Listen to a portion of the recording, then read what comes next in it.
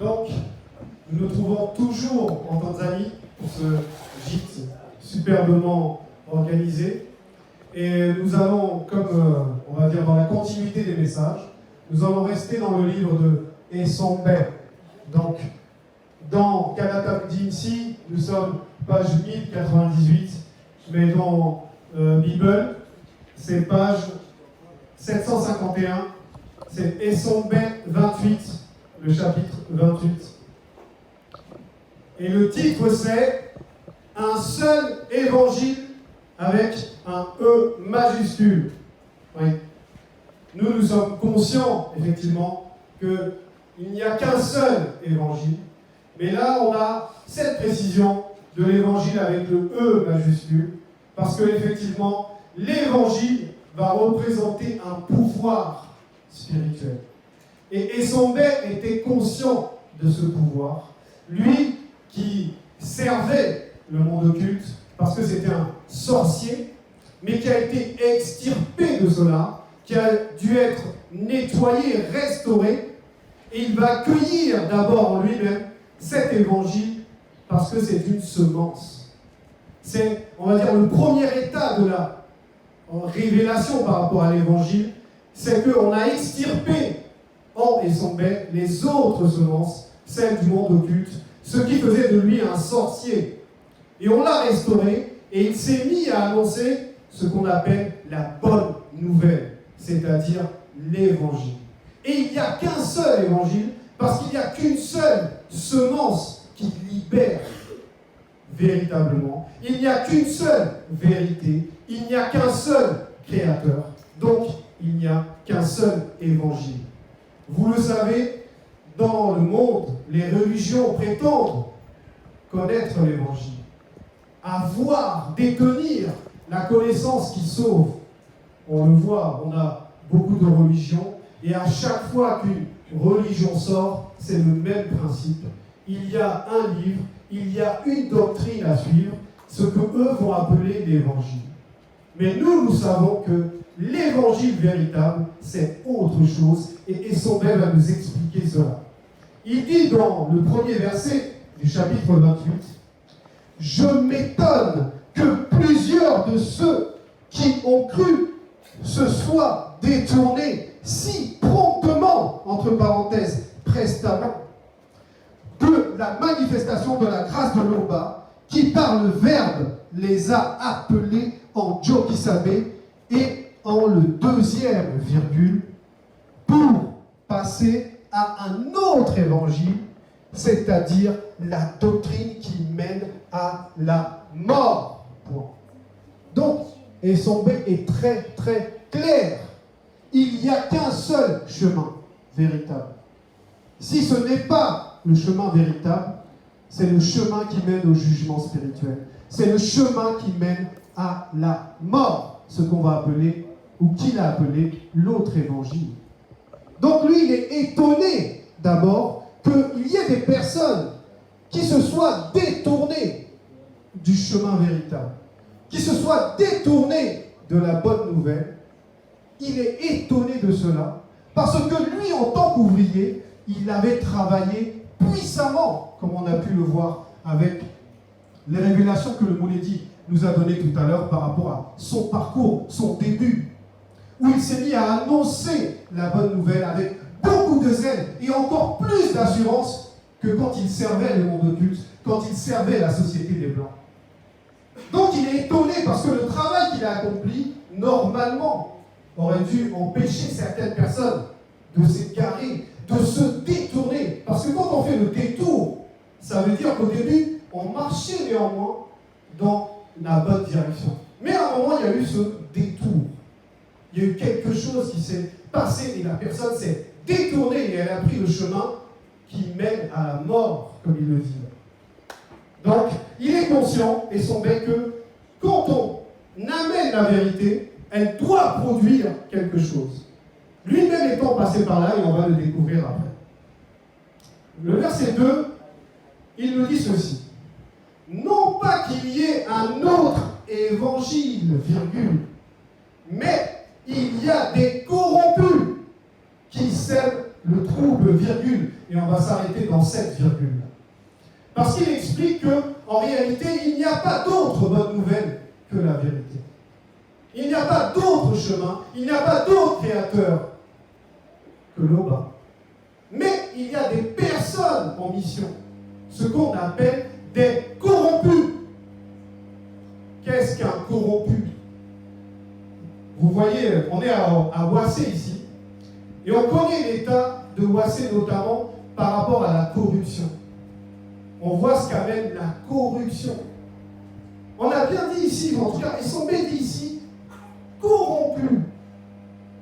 Il y a beaucoup de pays où la corruption est gouvernementale. La corruption veut dire qu'il y a des personnes qui vont essayer de salir la justice, qui vont essayer de salir le droit. Et ces personnes vont tout faire pour empêcher que la justice et le droit qui sont dans l'Évangile se propagent.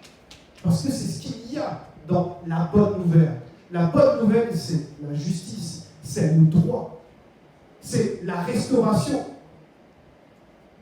On continue après cette virgule. Donc, non pas qu'il y ait un autre évangile, virgule, mais il y a des corrompus qui sèment le trouble, virgule, et qui, entre parenthèses, sous l'inspiration des démons religieux de haut rang, veulent vainement renverser l'évangile de Djokisabé. Et oui, sous l'inspiration des démons religieux de haut rang. Beaucoup aujourd'hui, notamment par les réseaux sociaux, beaucoup aujourd'hui se targuent d'être des enseignants, des gens qui se lèvent et qui disent qu'ils représentent telle ancienne spiritualité. Et ils viennent raconter des hérésies, inventer des histoires, raconter des choses qui ne tiennent pas, comme le premier homme, quand il marchait, sa semence se répandait sur le sol et ça nourrissait certains animaux qui se sont développés. Ou que le premier homme, quand il regardait les animaux, en fait, il est parti s'accoupler avec les femelles. Vous voyez, on est dans ce genre d'hérésie. Parce que les démons religieux sont à l'œuvre. Ils étaient déjà à l'œuvre avec les sombés, mais on sait qu'ils sont à l'œuvre depuis, on va dire, le départ de leur existence. Et oui, parce que la religion, c'est le complot contre l'homme noir. Voilà pourquoi Essombé insiste sur le fait que, en fait, il n'y a qu'un seul évangile, il n'y a qu'une seule bonne nouvelle. Ça veut dire que si on se détourne, c'est qu'on n'a pas eu cette révélation. La révélation, c'est que l'évangile est unique.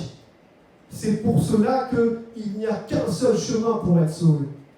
Et ceux qui se sont détournés n'ont pas compris le mystère de cet évangile unique. Donc, si on revient au début de ce verset, non pas qu'il y ait un autre évangile avec un E minuscule, parce que là, on utilise le langage des hommes, mais il y a cette précision terrible dans Kalatadinsi et dans Bible. Il y a une différence entre évangile et évangile, avec le E majuscule. Verset 3. Pourtant, virgule, si nous-mêmes apôtres, avec un A majuscule, virgule, ou si une entité du grand ordre des choses, entre parenthèses, actuellement, quoi qu'impossible, on ferme la parenthèse, vous annonce un évangile avec un E minuscule, entre parenthèses, doctrine, enseignement, révélation, vision, livre, inspiré, on ferme la parenthèse. Différent de celui avec le C majuscule, oui, ce superbe, seul évangile, que nous vous avons annoncé, virgule, que le verbe de l'Oba le rejette. Entre parenthèses, l'éloigne, virgule, l'expulse, virgule, le condamne, virgule, point d'exclamation. Donc, au-delà de notre compréhension, Essombé nous ouvre une porte exceptionnelle. Mais comment Essombé peut dire de telles choses spectaculaires? Il va parler de son niveau à lui. Il va parler de l'apôtre avec le A majuscule. Il dit pourtant si. Si, ça veut dire que c'est une supposition. Si nous-mêmes, apôtres avec un A majuscule, ce qu'il faut comprendre, parce que dans Canada d'INSI, on nous donne la révélation, entre parenthèses actuellement, quoi qu'impossible. Un apôtre avec le A majuscule, qui l'a établi? C'est le Verbe. Ça veut dire qu'en lui, il y a cette semence que personne du monde occulte ne peut enlever, parce que c'est le Verbe qui a établi l'apôtre. De même que toutes les entités ont été créées par le Verbe. Donc, si on enlève le si, et on ne va pas l'enlever, parce que s'il est là, c'est pour nous faire comprendre que c'est impossible en réalité qu'une entité du grand ordre des choses, c'est-à-dire une entité élue, ou un apôtre, c'est-à-dire un homme mandaté par le Verbe, c'est-à-dire établi par le Verbe, ne peuvent apporter un autre évangile. Mais si dans la tête de certaines personnes, cela pourrait se produire, il explique qu'il faut qu'il soit rejeté. Il faut que cette entité, il faut que cet apôtre soit mis de côté, comme ceux qui ont produit la rébellion dans le monde spirituel ont été mis de côté. Ceux qu'on appelle maintenant le monde occulte, Satan, le Mundimabobé et tous les Mindimabobé, ont été mis de côté. De même, et son B est radical. Il n'y a qu'un seul évangile et ce que nous devons prêcher, c'est uniquement cela, peu importe qui nous sommes. Et il va même encore poursuivre. Verset 4. Je le répète à cette heure. 2 points. Si quelqu'un de vous annonce un autre évangile, je vais rectifier. Si quelqu'un vous annonce un autre évangile que celui avec le C majuscule, que vous avez reçu par nous, virgule, que le Verbe de l'Opa le rejette, entre parenthèses, l'écarte, virgule, le condamne. Donc là, il va redescendre d'un niveau pour nous faire, en fait, comprendre quelque chose que lui vit, en fait. Il parle là, il avait parlé de l'apôtre, il a parlé de l'entité, au cas où, si c'était réellement possible, qu'elle puisse annoncer un autre évangile. Mais maintenant, il redescend de fréquence et il dit si quelqu'un, qui que ce soit, si quelqu'un. Parce que là, en fait, il est en train de cibler quelque chose. Et on va découvrir cette chose, verset 5. Et maintenant, virgule, est-ce la faveur des hommes que je désire, virgule, ou celle du Verbe de l'Oba, pour l'interrogation. Donc là, il vise la conscience même charnelle. Là, il nous fait comprendre que le charnel ne doit pas nous empêcher de nous tromper de bonnes nouvelles, de suivre une autre nouvelle que la véritable bonne nouvelle. Donc, c'est l'aspect charnel qui est visé, c'est ce fameux visible de la chute. Et c'est aussi une partie de nous, de notre comportement, de nos consciences. Si quelque chose nous empêche à l'intérieur de nous de suivre la bonne nouvelle, c'est-à-dire, on va le découvrir après, mais c'est de s'attacher à cette bonne nouvelle, de faire qu'un avec cette bonne nouvelle, on met ça de côté. Donc il est redescendu de fréquence. Et il va dire ensuite, est-ce que je cherche à plaire aux hommes? Pour l'interrogation. C'est une situation qu'on connaît, ou que sûrement beaucoup d'entre nous sont passés dans les couples. On a parfois eu des couples, la personne qui était avec nous ne croyait pas, n'écoutait pas. Voilà. Et nous, par complaisance, par ce côté charnel, par ce côté qui appartient encore au visible, on a mis du temps à marcher, à adhérer, à coller à cet évangile, à cette bonne nouvelle. En gros, ils sont dit que lui, là, aujourd'hui, on ne peut plus corrompre. Il n'y a pas de compromission possible. Parce qu'il a laissé le visible. Lui qui était à la quête de la connaissance et qui voulait pénétrer cette connaissance interdite. Il a tellement été touché, et il a été touché d'une manière spéciale. Et on va voir l'importance de cette manière spéciale après. Mais il a été tellement touché que le visible pour lui n'avait plus de pouvoir sur lui. Et c'est ce que nous devons aussi retenir. Est-ce que je cherche à plaire aux hommes? Même dans nos rapports les uns avec les autres. Quand un frère nous a touchés parce qu'il a dit quelque chose, ou une sœur, par son comportement, nous a touchés parce qu'elle a fait quelque chose.